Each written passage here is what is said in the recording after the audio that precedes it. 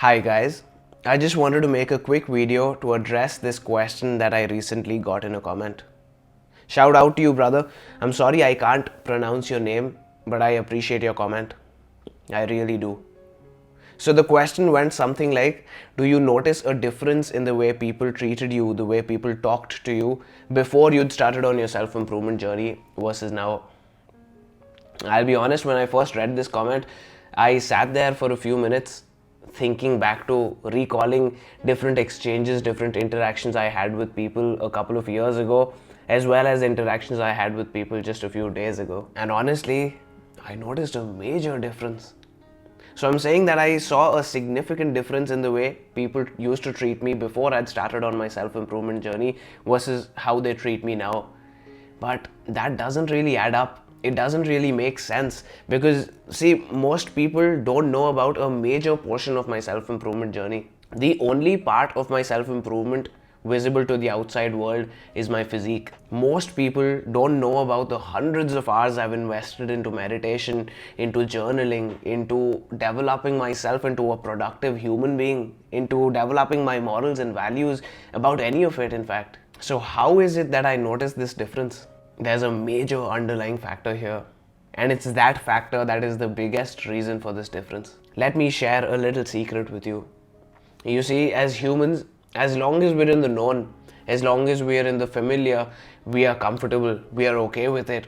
But as soon as we delve into the unknown, into the unfamiliar, into the novel, we get uncomfortable, we get uneasy. Our brain instantly gets to work trying to find connections, trying to find patterns between what we've experienced before and this novel situation, trying to find a hint of familiarity in the unknown. So it makes sense that it's human nature to try to figure somebody out as soon as you meet them. As soon as we meet somebody new, we try to form a mental picture of them. But it should come as no surprise that humans don't have the energy, the time, or the skills to do that. We cannot understand and analyze everything about every person that we meet before forming an opinion on them. So, we take shortcuts.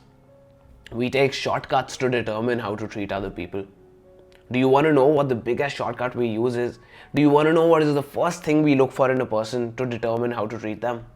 You know, I always used to wonder, how is it that you can meet two people for the first time, not know anything about them beforehand, and within just a few moments of interaction form two completely different opinions on them, which, even more fascinatingly, will generally be in line with the opinions that people who've known them for years have of them. I personally have a lot of experience with this one. My dad was in the army while I was growing up, and in the army, you frequently get posted to different places. So I was used to going to a new school every few years. Quick little tip for you, by the way, if you're ever in a similar situation. At least this is what I did. Every time on the first day of going to a new school, I would make it a point to reach school at least an hour before it officially started. So I would always be the first one in the class.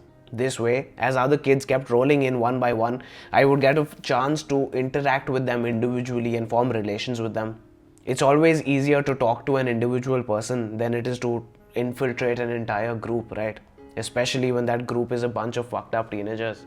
So I still remember on the very first day, in these initial individual interactions, so not even watching them interact with each other, just from 2 minutes of talking to somebody, I'd be able to tell with 95% accuracy which ones were the cool kids and which ones were the nerds.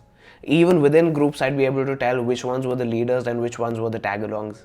So on the very first day, before school even started, I would have the entire class dynamic down. I always wondered, how could this be? If you've seen the show Suits, I have another example for you. All through the seasons, I noticed and I wondered, how was it that in the very first interaction, within 10 minutes, be it a CEO of a company or a janitor, they'd start treating Harvey exactly the way he wanted to be treated, exactly the way everybody else treated him. And similarly, in the first 10 minutes of the first interaction, anybody, be it an investment banker or a personal assistant, they'd start treating Lewis exactly the way he was afraid to be treated, exactly the way everybody else did. You see, the greatest shortcut that anybody uses to determine how to see you, how to treat you, is by analyzing how you see yourself. The way you treat yourself The way you deep down think that you should be treated is how you will be treated. And how you treat yourself is evident from the way you carry yourself. Do you slouch or do you stand up straight? Do you look anxious and nervous or do you wear a smile on your face? Do you look down and avoid eye contact or do you exude confidence? People look to you to determine how to treat you. Let me repeat that for you. That's one of the biggest realizations I've had. People look to you to determine how to treat you. You see the difference that I noticed? The difference that I talked about in the beginning of this video, in the way people used to treat me before I'd started on my self-improvement journey versus how they treat me now, was entirely because there's a difference in the way I treat myself. I used to treat myself differently before I'd started on my self-improvement journey, and I treat myself differently now. I never asked myself this question 2 years ago, but if I did, if I had asked myself, what do I think of Sahaj 2 years ago, I can guarantee you that the word respect, the word love, the word gratitude, these wouldn't be a part of the answer.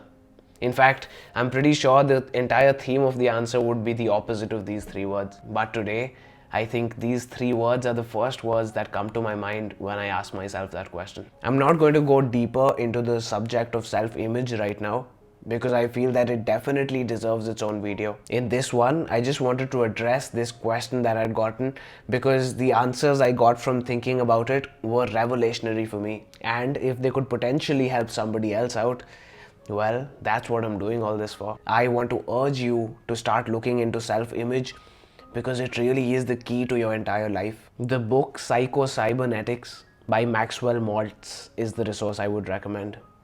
I'll see you around.